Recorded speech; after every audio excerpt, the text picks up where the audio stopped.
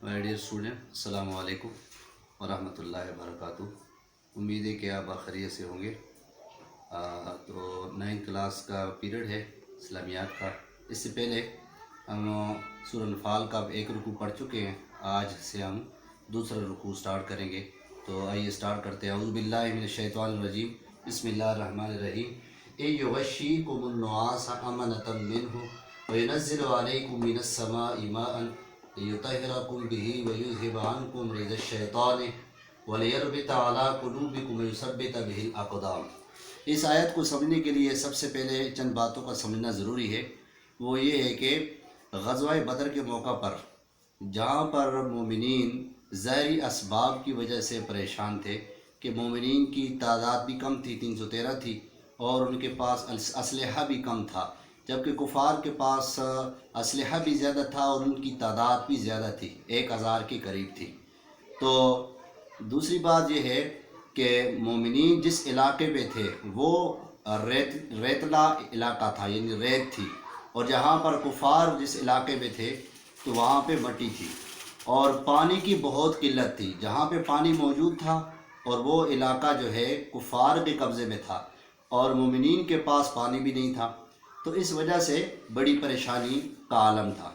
तो अल्लाह ताला ने मोमिनीन पर खुसूसी रहम फरमाया, करम फरमाया और बारिश बरसा दी, और उस बारिश की वजह से तो जो रेतला इलाका था वो तो बैठ गया और गर्द गुबार भी बैठ गई और पानी जो है वो गढ़ों में जमा हो गया। कुफ़ार का जो इलाका था, जिस इलाके पे कुफ़ार का लश्कर मौजूद था, वहाँ तो मट्टी थी, और मट्टी जब बारिश बरसी तो वो कीचड़ ही कीचड़ जमा हो गया तो पाँव फिसलने लगा।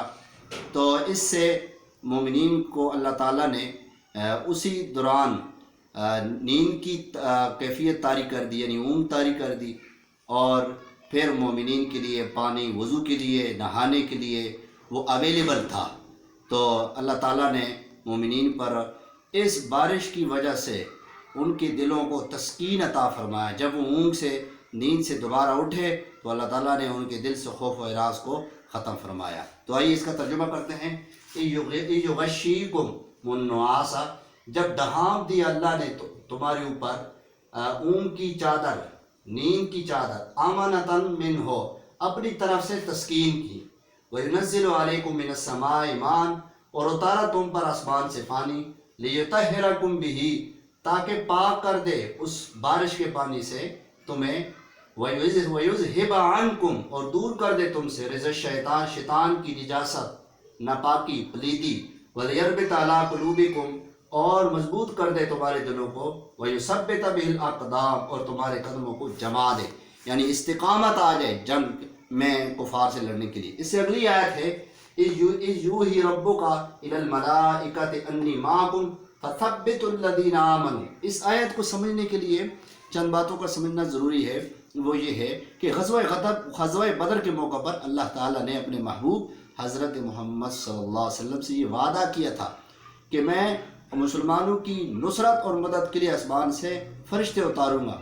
तो फ़रिश्ते जो है वो इंसानी शक्ल में आए। जिस तरह शैतान जो है वो मुसलमानों की सिला शिकनी कर रहे थे और तरह तरह की अफवाहें फैला रहे थे, और उस मौका पर अल्लाह करीम ने ग़ज़वा बदर के मौका पर आसमान से जो फ़रिश्ते उतारे वो इंसानी शक्ल में थे, और ये पैगाम दिया कि जाकर मोमिनीन को ये पैगाम दें और तसल्ली दें कि वो परेशान ना हो, मैं अल्लाह करीम तुम्हारे साथ हूँ, और अनकरीब काफरों के दिलों में रौब डाल दूँगा और आपका खौफ डाल दूँगा, खौफ तारी कर दूँगा, खौफ व हिरास तारी कर दूँगा। लिहाजा तो फिर आपने क्या करना है, उनकी पुश्तों पे, उनकी गर्दनों पे जो है वो ज़रबे मारनी है और उनको चूर चूर कर देना है, पूर पूर कर देने, यानी टुकड़े टुकड़े कर देना है।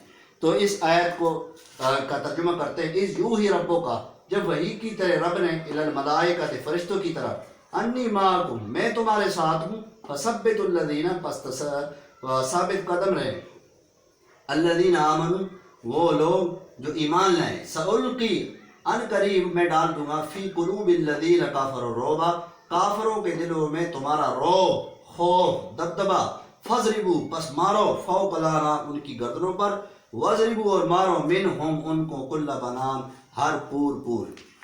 تو یہ جو آخری جو لفظ ہے کُلَّ بنان ہر پور پور، اس کا مطلب یہ ہے کہ انگلی کے پورے مراد ہیں، انگلیاں مراد ہیں، اور انگلیاں ہی سے ہی اسلحہ اٹھایا جاتا ہے، تو انگلیاں ہی استعمال ہوتی ہے. تو اللہ نے فرمایا کہ ان کو اتنا مارو کہ ان کے ٹکڑے ٹکڑے ہو جائیں. اگلی آیت جو ہے ذالک بأنہم شاقوا اللہ ورسولہ ومن یشاقق اللہ ورسولہ فإن اللہ شدید العقاب.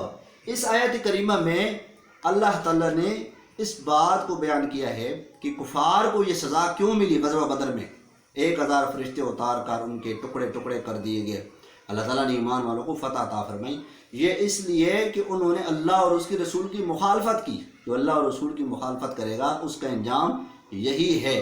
اور دوسری بات یہ ہے صرف یہ دنیا میں اور آخرت میں بھی ان کے لیے بہت بڑا عذاب ہے. اس کا ترجمہ کرتے ہیں ذالک بأنہم، یہ سزا انہیں اس لیے ملی شاق اللہ و رسولہ، انہوں نے اللہ اور رسول کی مخالفت کی. ومن یشاقق اللہ و رسولہ، اور جو شخص اللہ اور اس کے رسول کی مخالفت کرے گا فإن اللہ شدید العقاب، پس بے شک اللہ کا عذاب سخت ہے.